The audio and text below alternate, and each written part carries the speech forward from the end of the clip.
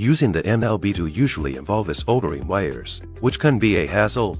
The newly launched MLB-Tool solder-free adapter allows you to skip the soldering process and enjoy an easier experience of adding keys for MLB models.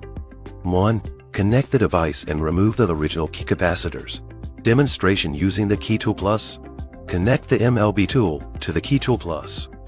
Enter MO programming. Select Quality. Select by type. Tap MLB Immobilizer Systems. Start programming. Enter connection diagram. Select the corresponding type. Refer to the diagram to remove components. 2. Connect the adapter and the key. Take the key with the capacitors removed and connect it using the alignment points on both sides. Make fine adjustments to ensure proper contact shown in the diagram. And fasten the clips. Please ensure that the marked long side is facing down. 3. Connect the adapter to the MLB-Tool.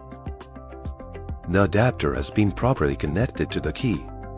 Connect it to the MLB-Tool. Please ensure it is properly positioned in the sensing area. You can then proceed with the operations and sequence as usual.